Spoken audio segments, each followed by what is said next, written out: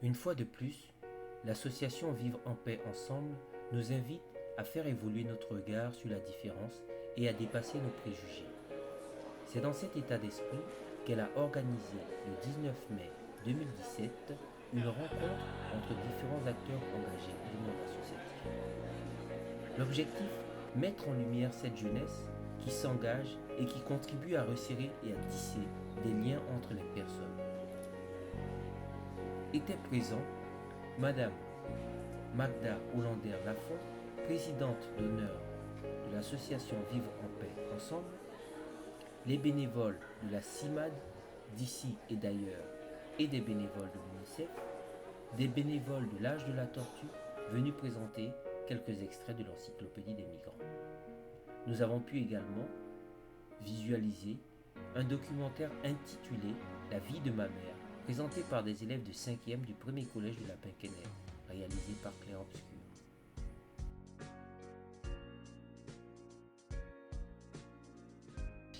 Pourquoi parler du lien? Il évoque pour certains la solidarité, les liens qui libèrent, l'union des différences au service de la vie. Mais trouvons-nous toujours les ressources pour donner une dimension créatrice aux liens que nous tissons? D'autres penseront à la spiritualité, au lien avec la terre, d'autres encore au sport ou à l'économie sociale et solidaire, ou aux actes concrets que chacun peut réaliser auprès de son voisin. Certains penseront aussi à la grande solitude, à l'isolement, ou à la maladie du lien qu'est la maladie d'Alzheimer. Dans ce projet, chacun est libre de conjuguer le lien comme il le souhaite. Chacun est libre de se le représenter comme il l'entend. Et vous l'aurez compris, si vous voulez nous rejoindre dans cette aventure, nous en serons ravis. Bonne soirée.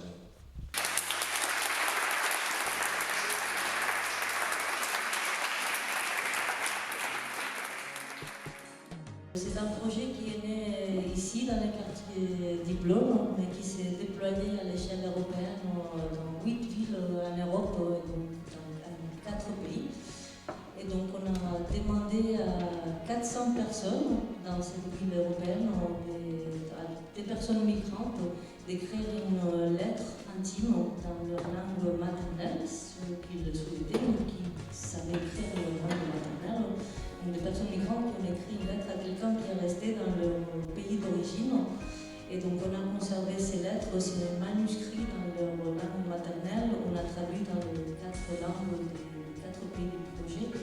On a récolté ces 400 témoignages. Donc on a fait un objet très symbolique. On a fait une encyclopédie. Je rigole quand quelqu'un, écoutant mes 400 coups, tous les lieux où j'ai vécu, me dit « Tu es un citoyen du monde ». C'est vrai, la phrase est très belle et ça sonne bien « citoyen du monde », mais je me sens citoyen de nulle part. Je me sens plutôt comme un paria qui essaie de vivre là où il tombe. Peut-être que, comme l'a dit un poète, Félix Grande, le langage et le corps de la femme sont mon pays. Je rajouterai les amis.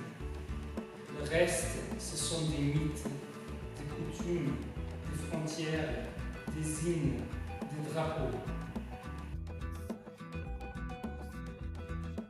La vie de ma mère.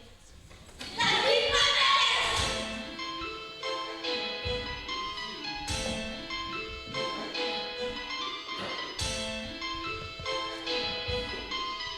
Bonsoir tout le monde. Alors aujourd'hui, nous nous retrouvons pour une nouvelle vidéo.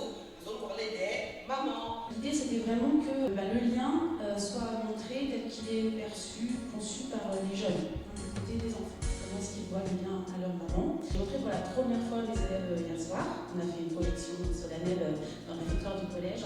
Et je peux vous dire qu'ils étaient très fiers qu'il existe ce film. Pour eux, c'était une façon de créer du lien entre eux, du lien aussi avec nous. C'était certainement une façon de resserrer les liens dans la famille parce que ça a suscité un questionnement vis-à-vis des mamans. Et puis, ça crée du lien avec vous ce soir, puisque vous allez regarder ce film avec nous.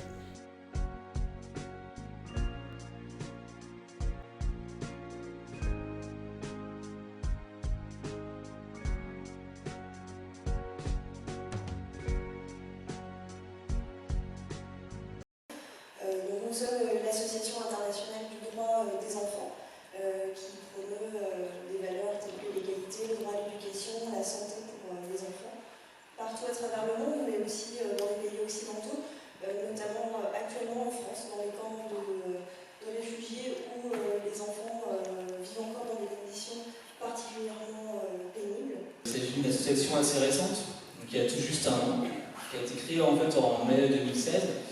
Elle a été créée en fait par Muriel qui était en fait une bénévole qui était présente sur le camp de Calais, la jeune de Calais. Et en fait, quand elle est revenue, elle a voulu en fait continuer son engagement et puis venir en aide aux demandeurs d'asile dans la région rennaise. C'est une association nationale, comme vous le dites, de solidarité active avec les personnes migrantes. C'est une association un peu plus ancienne que l'Édition d'ailleurs, même avant que l'UNICEF. C'est une association qui a été créée en 1939 à l'occasion des déplacements des personnes françaises qui étaient dans l'est de la France vers le sud-ouest avant l'invasion allemande en France. C'est la première fois que je m'engage dans une association, la toute première fois. Et ça m'est venu vraiment d'un coup. Je lisais un article dans le journal et c'était un article sur la mobilisation d'un village contre l'accueil des migrants. Et j'étais au courant de tout ça, j'étais au courant de ces démarches, j'ai entendu parler aux infos, mais ça m'avait jamais percuté à ce point. Et j'ai eu honte, cette française est vraiment... Qu'est-ce qui m'anime? La colère, quotidiennement. Je suis toujours en colère. Que la France enferme des personnes alors qu'on devrait plutôt les accueillir. Et j'espère avoir la chance de pouvoir les aider à faire valoir leurs droits. Et j'ai eu aussi, un peu de la même manière qu'on n'a pas le temps, eu longtemps envie de m'engager, envie d'occuper, de donner une partie de mon temps. Pour ça, mais sans jamais vraiment savoir vers quoi me tourner, tout simplement. Et c'est par un réseau d'amis qui se sont engagés, qui m'ont dit écoute, nous on donne des cours de français à des réfugiés. Et il faut vraiment que tu viennes parce que ça te plairait. Et donc je suis venu.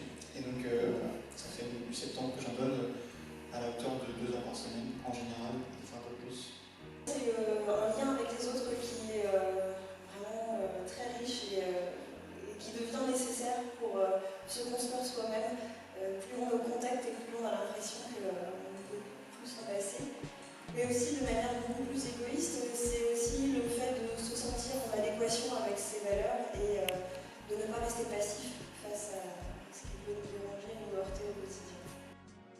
J'ai voulu m'engager un peu pour les mêmes raisons que Sophie a pu citer, l'envie de faire les choses à mon niveau pour faire évoluer les choses qui peuvent me déranger ou qui me semblent injustes. C'est vraiment pouvoir agir pour les autres, déjà, c'est super important. Après, ce qui est vraiment, comme on dit, on revient toujours sur l'humain, on a vraiment des moments très très forts qui sont très positifs, mais aussi très très négatifs et on se sent impuissant, c'est super compliqué. Donc voilà, il faut quand même en parler. Je me suis posé la question, nous les adultes, quelle qualité trouvons-nous en eux pour que nos jeunes restent silencieux quand on leur demande leur qualité? Quel regard, qu'est-ce que nous appelons en eux? Parce que pour demain, c'est de nos qualités que nous sommes responsables. Nous sommes révélateurs en eux des meilleurs d'eux-mêmes. C'est de cela que nous sommes. Ils sont responsables pour demain de cette réalité-là. Nous avons à les appeler, à leur révéler à cette beauté qu'il y a en eux. Parce que vous savez, ce qui m'a sauvée aujourd'hui, c'est la bonté et la beauté de l'homme dans le cœur de lui-même.